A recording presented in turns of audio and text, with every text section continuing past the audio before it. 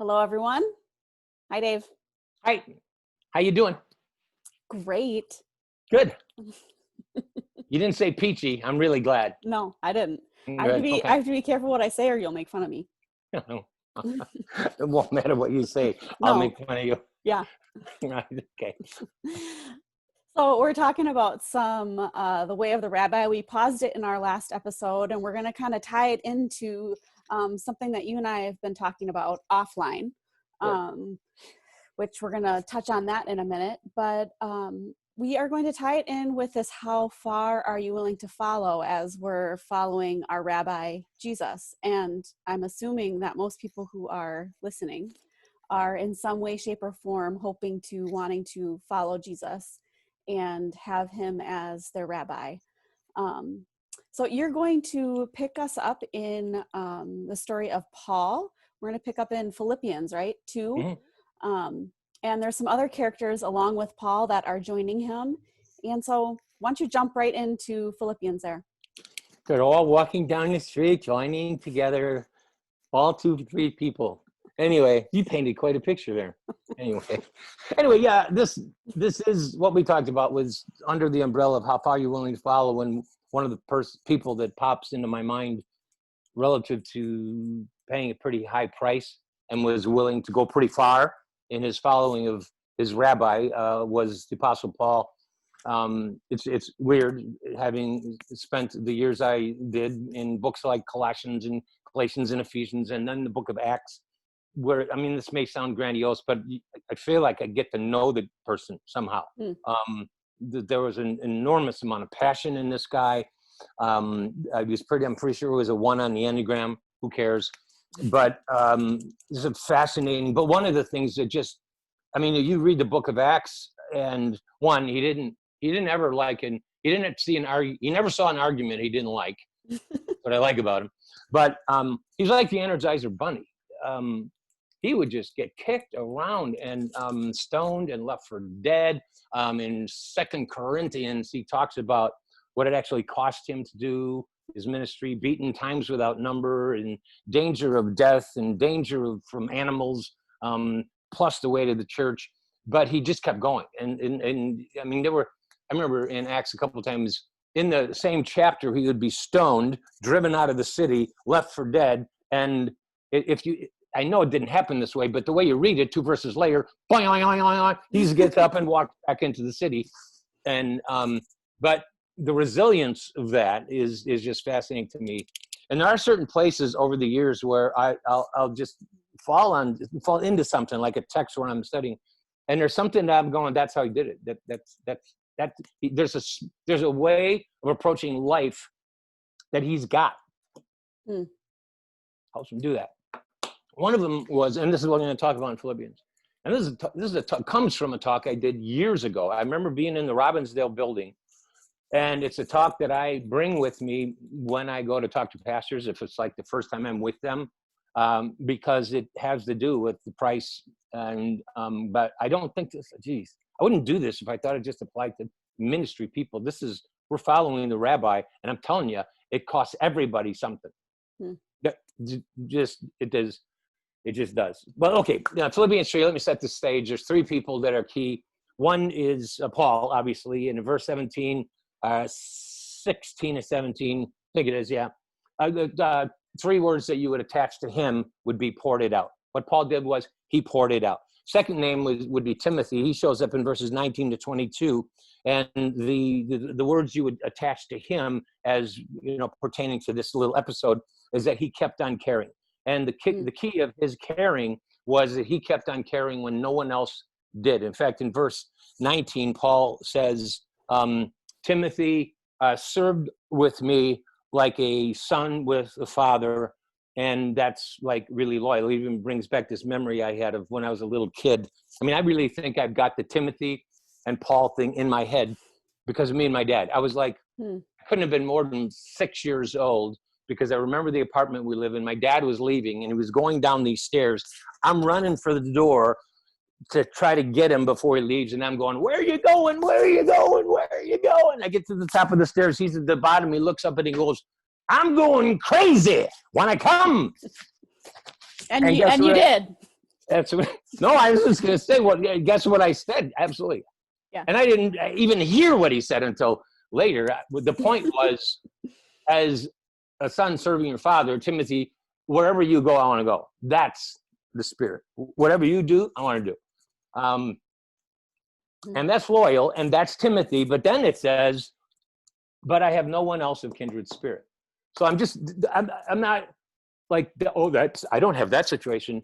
I think we all have situations where there's a loyalty experience we're having with someone, but over here there's a profound loneliness at the same time. Just kind of how life happens. Epaphroditus is the third. I don't have time to unpack him a lot, but he risked his life actually for the serving of the gospel. He kind of rolled the dice and took a lot of chances. But that's just the setup, because what those things are happening in, Paul pointed out, Timothy kept on caring, in the context of three realities of life that I think are true for everybody. So if you're going to keep on caring, you're going to have to do it in the reality of this. If you're going to keep on pouring it out, you're going to have to do it in the reality of this. And the first reality is that you have uncertainty and hope. So you're going to pour it out and keep pouring it out, even though there's uncertainty and hope at the same time. And you're going to keep on caring, even though there's loneliness and loyalty. You're going to keep on, because you could get bitter if you wanted to. And the third reality of life is this life and death struggle, which is Epaphroditus. I don't have time to unpack that as much. But I want to, let's get to the uncertainty and hope and where it is in the text. Verse 16. Paul says that kind of an amazing thing. And this is my paraphrase of this, but I think I'm accurate with the Greek and all that because I had to move some things around. But basically what he's saying in verse 16 is that my greatest desire, again, he's in prison, and there's a lot of speculation that he thought he was going to die in this imprisonment. He didn't, but he thought he was. But so he's kind of in this, reflective mood. And he's saying, my greatest desire is that in the day of Christ, I will have reason to glory in that day. Because in that day, my hope is that I will discover that I did not run or toil in vain. A couple of things about that. One, that I noticed first right off the bat was that he didn't mind running. He didn't mind toiling. The work, I'll do it. Whatever the work is. You're being a mom with 3 crazy kids, and whatever the work is, I'll do the work. I'll do the good work. I'll follow the rabbi. He's bringing me there. I'll go. Yeah. Okay?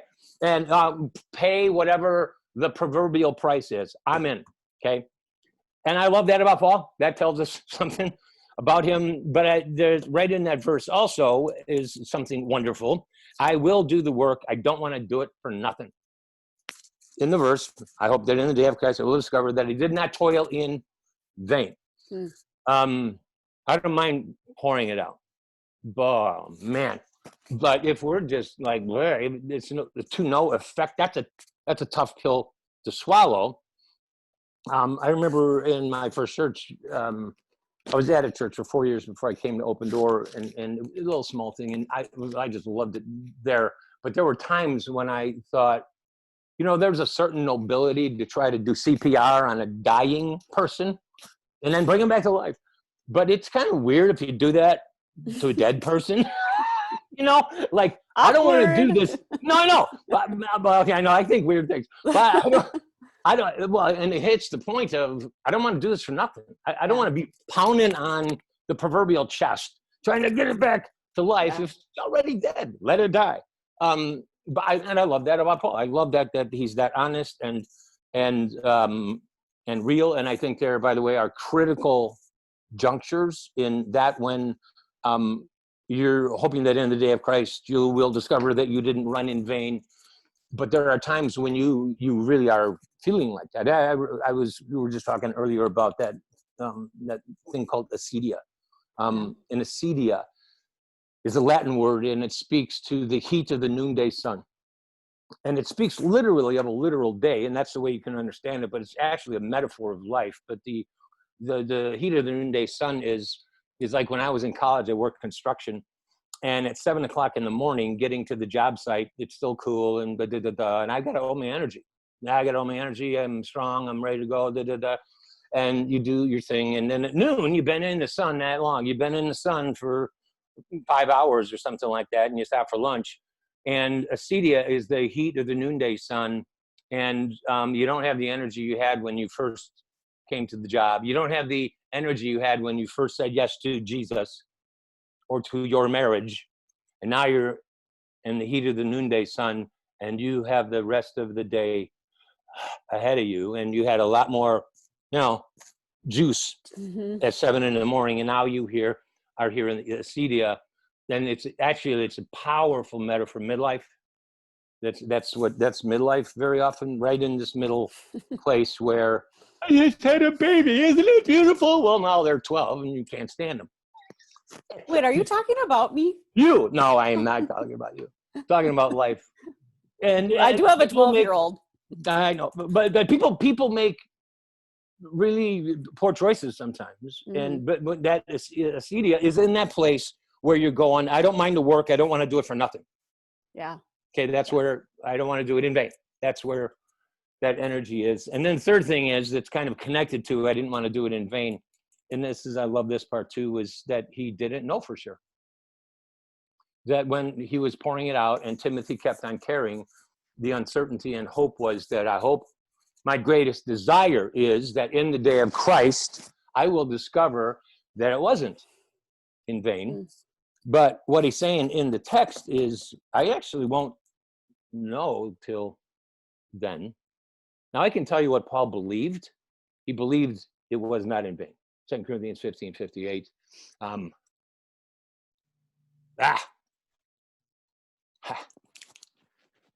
It's after he does all the resurrection stuff. And at the end, he says, therefore, my beloved brethren, geez, I hate this. I cry off camera. Be steadfast, immovable, always abounding. Keep on doing the work, whatever the work is, knowing that your toil is not in vain in the Lord. That's what he believed, but he didn't know it. You don't. So my deepest desire is that in the day of Christ, I may discover. And so I just love the fact that he's pouring it out, as it were, in the context of not knowing, is my kid going to be okay? Are they going to grow up and become, a serial killer, or are they going to be a pastor? Or something. Yeah, okay. That thing. And I think that's really applicable. I don't think I need to do a lot of work in terms of the season that we're living in as a church at Open Doors. I connect, there. It's my church. And but as a culture, what's going on with COVID, it's still very confusing. And the racial tension that is so pervasive at the time. And the metaphor I would love to believe is what's happening is that this agony that it's birth pangs, that because there is pain that you think you're going to die, and then there's pain that is you got to go through for something to be born. And right. Holy Spirit, come to that. Let that be what's happening. Something good and new is going to be born out of this pain, but it hurts. It's very confusing and hard. So there's uncertainty and hope. And this is the punchline of the whole thing. And this is a secret sauce as far as I'm concerned. And this is when I think of Paul, I go, okay, here it is. This is how he did it. And it's in verse 17. When he says this, again, put it together. My deepest desire that I will discover in the day of Christ, I didn't toil in vain, but I don't know for sure. But even if I am being poured out, he says, as a drink offering upon the sacrifice and service of your faith, I would still do it. I will rejoice, is what he says. I will still do it. So even if some of these things I'm doing and the ways I'm following don't produce what maybe I hoped they would, I'm still going to pour it out. Even if I am being poured out, and it maybe doesn't matter as much as I hoped it would, I'm still doing it. I just love that. I think it's how he did it. I think having that in him.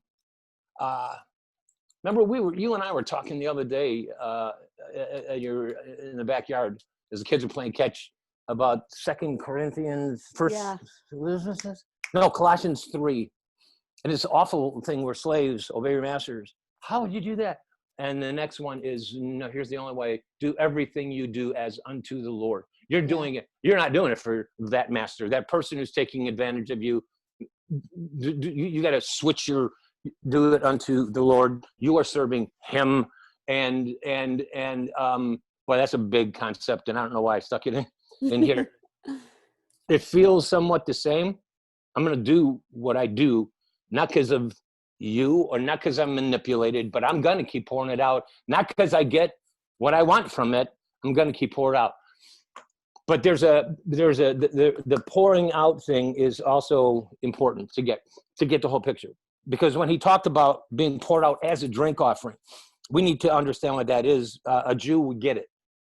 The drink offering was part of the sacrifice that would be made. So picture in your mind, you bring to the temple, they kill the animal, they shed the blood, they put it on the altar, they bring the grain, whatever they do with the sacrifice, they put it on the thing, and all the substantial parts of the sacrifice have already been burnt up. And at the very end, the priest would take a goblet of wine, and to just the burning embers, there's not even fire anymore, he would pour out the wine, and it would go, it would just vaporize. That's a drink offering. And oh man, now, so what he's saying is, even if my whole life has been poured out like a drink offering, meaning what I said and what I did and what I preached and what I gave and the way I followed the rabbi, if all it did was smell good for a few seconds, I'd still do it. That's the secret sauce. I'd still do it. So he's in a Roman prison when he writes Philippians. This is my favorite part of this one. He's in a Roman prison. A lot of speculation that reading between the lines of Philippians that he thought he was going to die. I think I already said that, but he didn't. But that's on him. So he's writing the book of Philippians, and he writes these words, even if it is just something that smells good to you for a while. That applies to the book he's writing. He's not sitting in prison going, I'm writing the Bible. Be careful. Say it right. What now? What is that mean?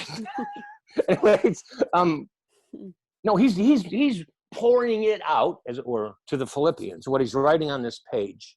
And if all this is something that smells good to you, Philippians, for 10 minutes, I'm still pouring it out. Well, we're reading it 2,000 years later. He didn't know that. And neither do you, neither do I. So, if this kingdom thing is real, hoping. How sure are you today? Right. No, it's right? absolutely right. Absolutely. You got to be honest about that to make it. Yeah. You got to be honest about that. That it is worth it. It goes places you don't know. And so you keep pouring it out and you keep caring. Does anybody else care? Don't worry about that. Do what you're supposed to care about that. That's what Timothy did. And keep rolling the dice. And anyway. I mean, it's an incredible, things that remain, right? Yeah. Structures that don't move. Yeah. Because we can't hope in the circumstances anymore. I mean, I think we all know that. Hopefully by now we've figured that one out. We can't hope in the circumstances turning out the way we want. And we shouldn't have even in the first place. Well, if we do, it's that, in some ways it's like, that's so shallow. No, it's such a bad strategy. Yeah. Because if your hope is in the outcome that you need, you're hardly ever going to be hopeful. Right. Because we hardly ever get what we want. I mean, so get it someplace else, like from God and people that you love and following. Yeah, and if we're going to work for the platform we want, if we're going to work for the status we want, that would be working for the wrong thing. And doesn't end up even get us to the place that we really want. No, and as I even think, these little videos we're doing, I mean, I don't have any idea where they're going. So it's just going to be so weird when in 2,000 years, people are still watching them. That's my greatest hope. I don't even know how to recover from that horrible joke. That was a good one. Anyway. The 3 life realities that you mentioned: uncertainty and hope, loneliness together. And loyalty, and life and death. And death. Life and death together. Yep. Yeah. Well, I'm excited to see where our next video comes from and the realities that you and I are both living in and different things happening in our lives. But I'm hopeful too that these conversations do. I mean, we pour them out, you pour it out. We don't always know what we're doing or how we're going to do it. And I feel that way in my regular everyday life too. I don't know what I'm doing raising my kids and showing up for my marriage. And she really doesn't. I don't. Should I out you? Yeah. No, there'll be no surprises. She's the best. I'm sorry. Keep going. You're doing great. No, it's just the way it is, right? You don't know. And if we're going to hope for it all to turn out good, we're hoping in the wrong stuff. I wish I was more like Paul. We can hope for it to turn out good, and it is. It's just that you're not always going to know it today. Let's go, Cubbies. It's my phone. This is when we end it, I think. Sorry. Yeah, we should. That was a sign we were supposed to end it 30 seconds ago. Anyway. Thanks, everyone. Have a great day. Thanks, Annika. Bye. Bye-bye.